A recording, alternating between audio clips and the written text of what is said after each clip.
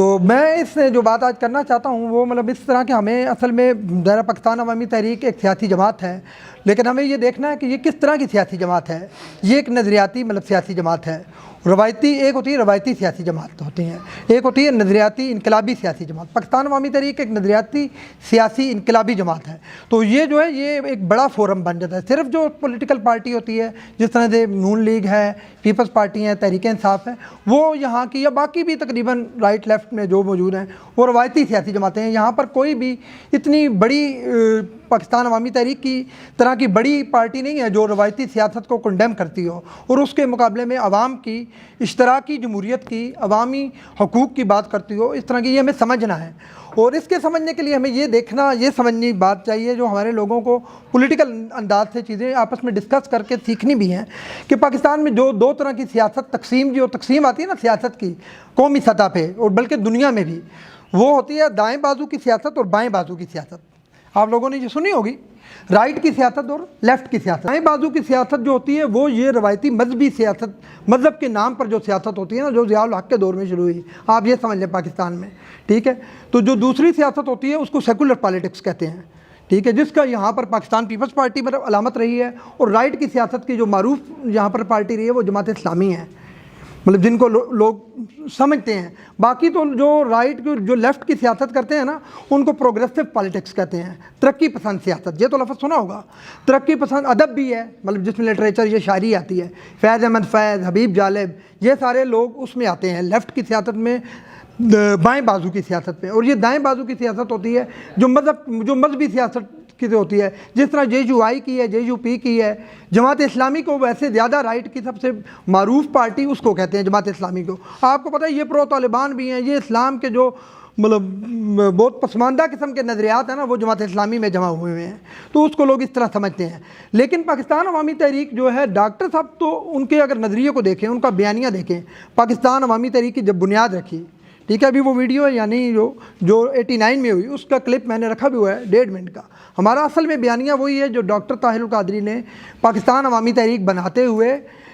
پہلے پروگرام میں اناؤنس کیا تھا۔ وہ انہوں نے یہی کہا تھا یہ جاگیرداری کے خلاف ہے اور یہ کسانوں کی جماعت ہے، کسانوں کی نمائندہ جماعت ہے، یہ سرمایہ داری کے خلاف ہے، یہ مزدوروں کی نمائندہ جماعت ہے، ٹھیک ہے، اور یہ غریبوں کی جماعت ہے، استحصالی نظام کے خاتمے کی بنیاد اس نے رکھنی ہے۔ مطلب انہوں نے یہ کہا ہے، اس کے اندر کوئی آپ نے مذہبی ٹرمینالوجی سنی وہ چیزیں موجود ہیں۔ پاکستان عوامی تحریک کو انہوں نے پیور پولیٹیکل پارٹی بنایا تھا، اور آج ہم بھی جو کرنا چاہ رہے ہیں ہم اسی نہج پہ جو ڈاکٹر طاہر القادری صاحب نے اپنی بیانیے میں ابتدا میں جو سیاست سمجھائی ہے ہمیں، وہ اس کو ذاتی تو سامنے اگر دیکھیں تو وہ لیفٹ کی پالیٹکس ہے، ڈاکٹر صاحب کا جو پولیٹیکل ایجنڈا ہے۔ لیکن ڈاکٹر صاحب نے کمال یہ کیا ہے کہ دائیں بازو کی سیاست اور بائیں بازو کی سیاست میں تقسیم تھی اس سے پہلے، لیکن ڈاکٹر صاحب نے بڑے احسن انداز میں، بڑے ہی مطلب یونیک قسم کے انداز میں، منفرد قسم کے انداز میں دونوں چیزوں کو بڑے میانہ روی سے لے کر،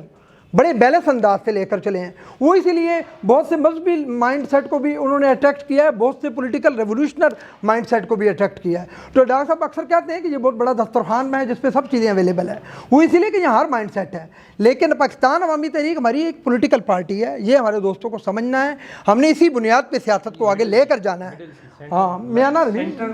رائٹ اینڈ سینٹر۔ ہاں کچھ لوگ اس کو کہتے ہیں کہ یہ سینٹر لیفٹ کی پارٹی، سینٹر لیفٹ سے مراد ہے کہ رائٹ اور لیفٹ ہے نا ایک طرف، تو یہ درمیان کی ہے، تو مطلب کچھ کہتے ہیں یہ رائٹ کے قریب کی پارٹی ہے، کچھ کہتے ہیں یہ لیفٹ کے قریب کی پارٹی ہے، تو وہ ٹھیک بھی اپنی جگہ ہوتے ہیں، لیکن وہ ہمارے پورے منہاج القرآن کے یہ مذہبی اس چیز کو دیکھتے ہیں۔ لیکن منہاج القرآن کا کام بھی میں آپ کو بتاؤں، ڈاکٹر صاحب نے جس طریقے سے منہاج القرآن کا کام کیا ہے وہ بھی سیکولر بنیادوں پہ ہے۔ انہوں نے مذہب کی دعوت بھی، ان کی صرف منہاج یونیورسٹی میں اس ٹائم جو کچھ ہو رہا ہے وہ آپ کسی بڑے لیفٹ کے بندے کو جا کے بتائیں، وہ کہتے ہیں کہ یار اتنا پروگریسو آدمی ہے، اتنا سیکولر آدمی۔ ابھی وہاں پر جو آئے ہیں نا مختلف سیمینار میں لوگ، وہاں مختلف مذاہب کے، حتیٰ کہ یہودی مذہب کے لوگ بھی آئے ہیں، اور وہاں پر اسکول آف ریلیجن بنا ہوا ہے منہاج یونیورسٹی میں، جس کے اوپر ہر مذہب کا اسکالر، اس مذہب کا اسکالر وہ مذہب پڑھا رہا ہے، مطلب ہندوازم ایک ہندو پڑھا رہا ہے۔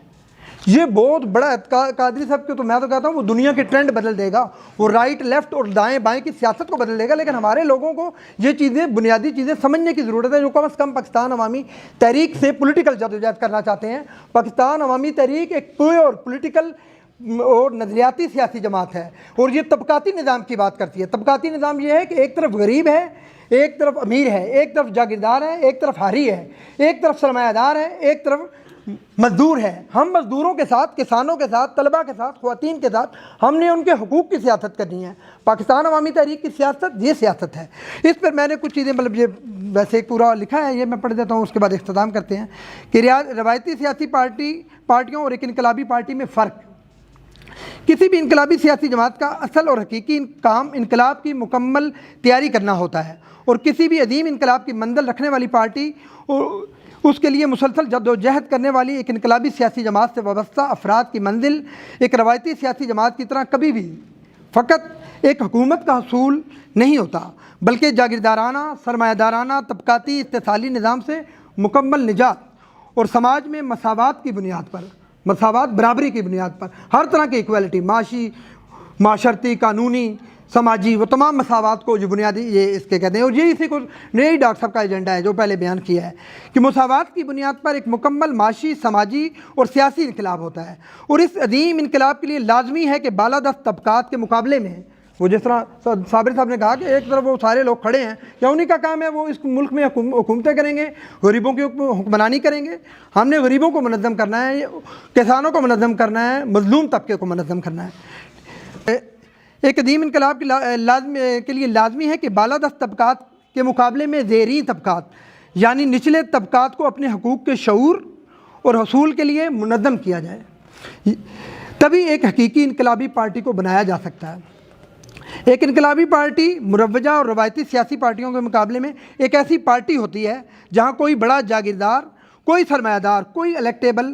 کوئی مطلب اور معنی نہیں رکھتا، بلکہ ایسی انقلابی پارٹی مزدوروں، محنت کشوں، کسانوں، طلباء، طالبات، خواتین اور ورکنگ کلاس کو ایک طبقاتی انقلابی نظریے سے جوڑ کر اس استحصالی نظام کے خاتمے کے لیے ایک منظم جدوجہد کو منطقی انجام تک پہنچاتی ہے، مطلب انقلابی پارٹی، جس کے نتیجے میں یہ انقلابی جدوجہد طبقاتی ظلم کے خلاف خاتمہ کر کے مساوات کی بنیاد پر ایک معاشی، سماجی اور سیاسی انقلاب کی منزل کو پا لیتی ہے۔ اس لیے دوستو، اگر ہم نے ایک انقلابی پارٹی کی تشکیل کرنی ہے تو ہم سب کو مل کر پاکستان عوامی تحریک کو اس نہج پر منظم کرنا ہوگا۔ والسلام۔